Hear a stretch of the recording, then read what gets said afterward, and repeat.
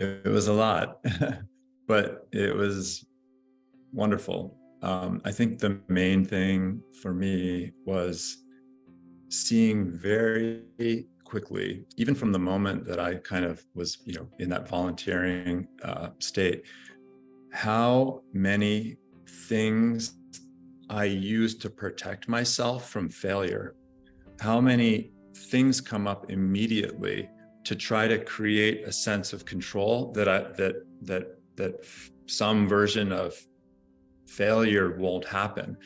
And I had to let them all go. I just had to let them go. You can't control a group. So I had to let go of control. I had to say, okay, let's surrender to the group. I can't control what I know and what I can do because I only know what I know and can do what I can do. I can't be more than that. So just one thing after the other just was like, okay, no time, let it go, let it go, let it go. And at a certain point, all there was action. There was no management. There was no, thought. It was just every second had a purpose. Every second had to be used. And just letting that occur, knowing there was no choice but to allow that. No, there was nothing. There was no alternative reality. There's no other time to do it. There's no way to go reverse, and redo it.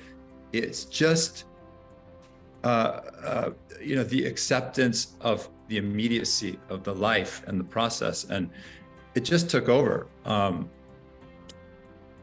I realized there's 10 times the amount of time in a day than we think. More than 10 times. I got to the point where I was working so effectively at this that I started doing other things like replying to old email that I was avoiding, even in my spare time this was my new spare time that I didn't even know I had because I was being so effective with the creative work that my work and my personal life, I could do more with those things too.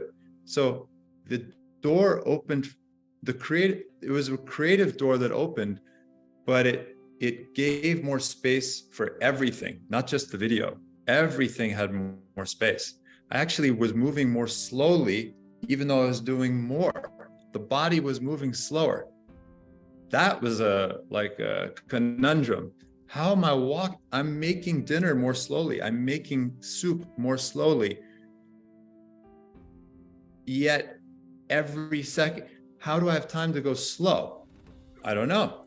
It's just the only way to actually handle life when every second counts. It's like a paradox. So it was the most exciting creative thing I think I've done in a long time because it touched every part of my life, every part of my day.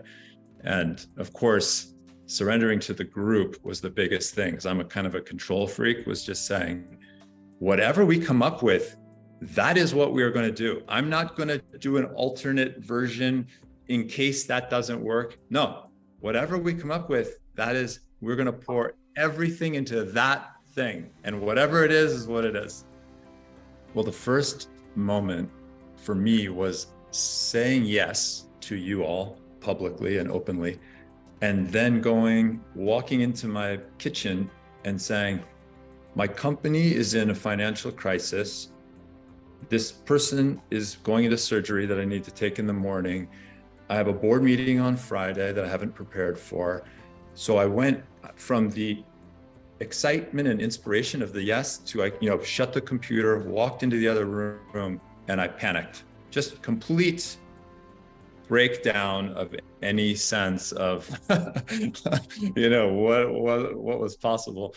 And then I saw Olia's name on the list. And so I called her right away and I just said, look, we're both here.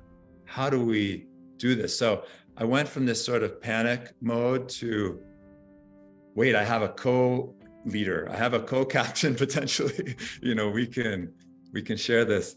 And that was a beautiful moment. It sort of turned itself around. Her offering, which I didn't see on the screen, gave me this little sense of like, oh, wait, this is a team. This isn't just me, burdening myself. The second was on the first meeting, in that sort of chaotic experience that Eric was talking about. There's this sinking feeling of inevitability that it's compromise, that everybody throws in something and then the end product is just taking a little bit of everything else, and it has no kind of unique vitality of its own. Like it's just a kind of a mishmash. And I could feel that dread in me, like, oh shit, this isn't going to be good, because we're trying to take everybody's idea and make it into one. This is going to suck. So I had to get over that too. But that was a moment of like a little bit of panic too. I had to leave the call and I was like, oh shit, now I don't even know what's happening. I'm getting in the car, taking Dominique to the dentist. So big how did time. you overcome this moment of the mishmash and compromise? Did you? I had to leave. So there was this physical disconnect and surrender that had to happen. But what I did is I came back and I realized everyone's still on the call. I thought they'd have hung up. So I jumped back on and I saw that Florin, it really kind of like summarized everything. And I had this kind of like, okay, more co-captaining, Florin took these great notes and he sort of, and then we shut the computer. And it was really that night that I opened it up again and just took a deep breath, and the beginning of the intensity of the process of committing and surrendering started. It's hard to say what flipped the switch, though. I'm trying to get to the answer to what you asked. I'm not sure what converted from panic to ownership.